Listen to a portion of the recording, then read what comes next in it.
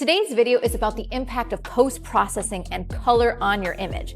We're going to do a shoot, and then I'm going to color grade it 3 dramatically different ways.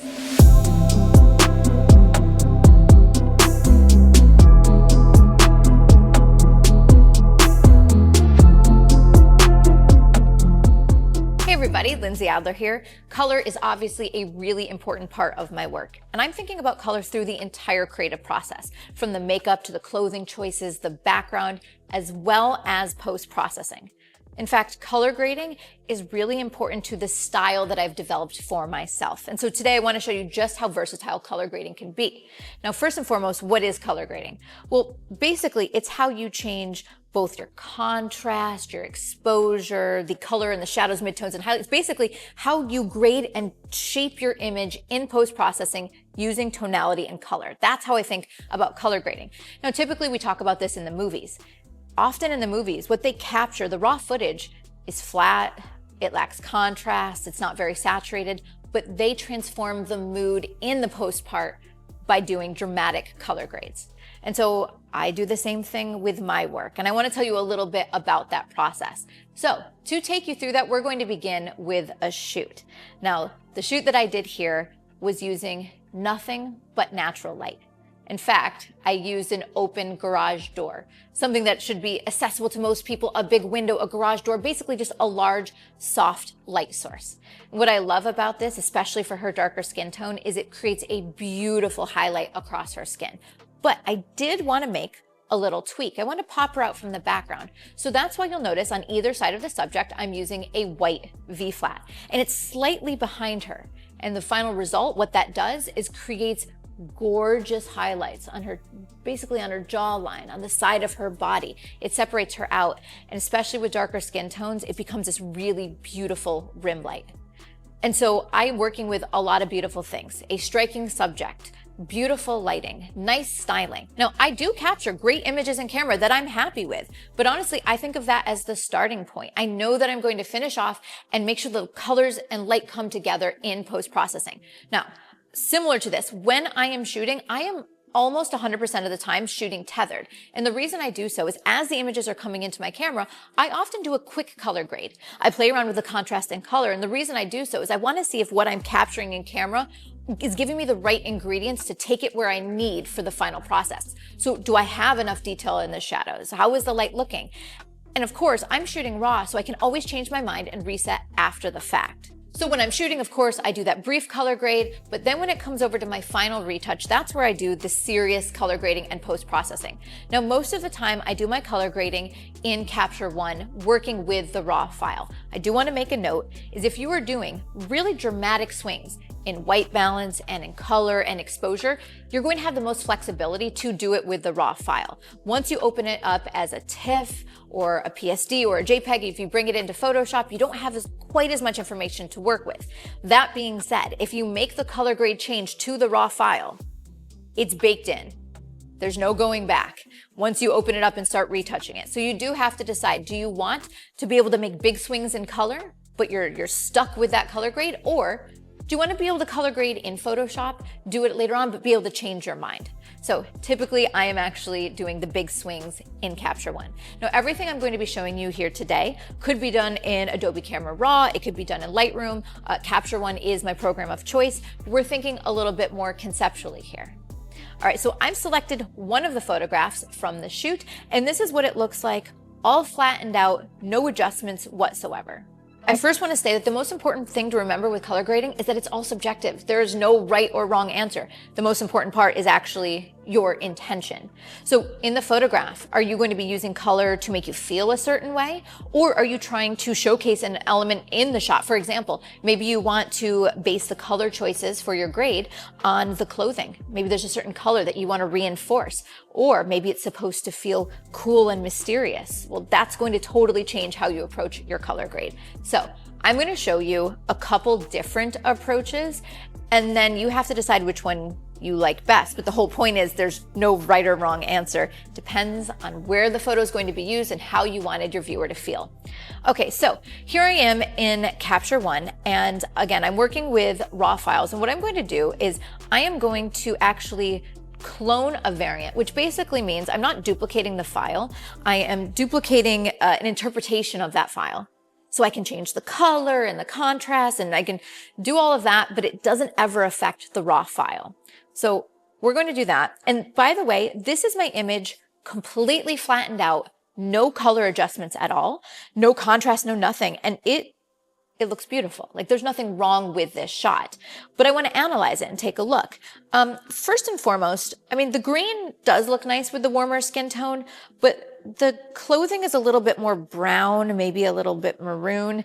And I just don't know if the colors work together. So sure, in the moment, I could have changed the color of the background, but I had done the shoot, I made my decision, so let's actually change it in post.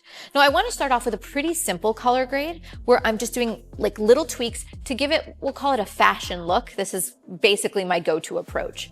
So what I'm going to do first is a little bit not based on color theory and instead just making the picture look a little richer.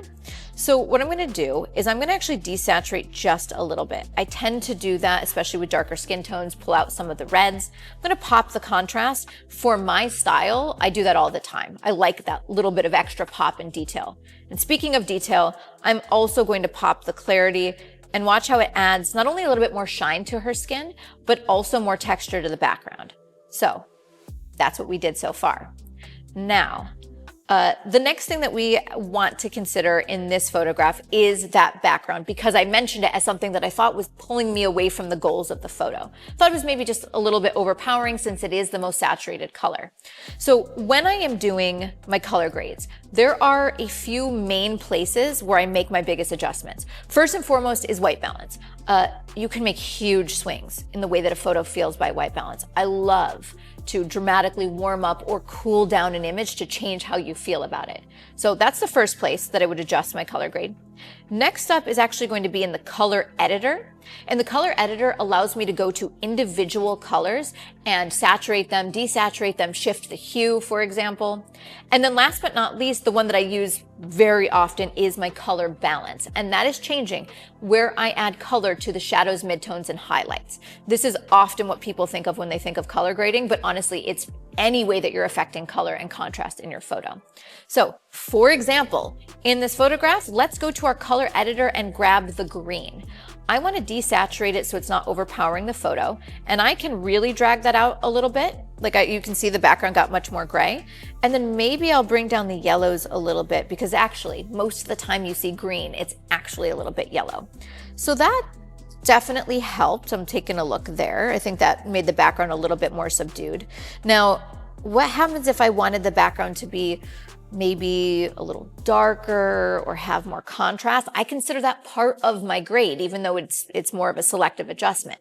So whether you're using Lightroom or Capture One, there are now abilities to use AI masking or AI selections. So I'm going to go over to the left-hand side to my layers, and I am on the AI brush.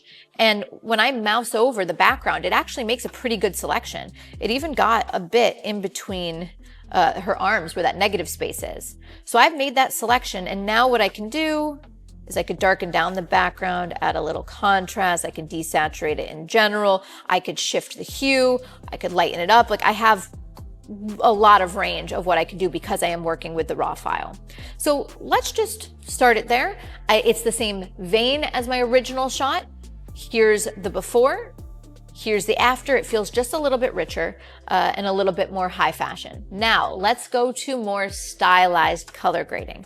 What I'm going to do is I'm going to use the basics of what I just built, but we're going to push things a little bit more dramatically. So I'm going to create another interpretation of the file by cloning the variant again. I'm going to clone the one I just did so that I have a good starting point. So let's make some decisions. What do I want to lean into in this photo? Now, you can use color theory basics to help you make some decisions. You could also base it off of colors in the shot. What I'm thinking is I like the richness of her skin tone, everything. It's warm skin tone, warmer clothing. Maybe I want to make everything feel a little bit warmer and brown and whatnot. So what we're going to do is push everything in that direction.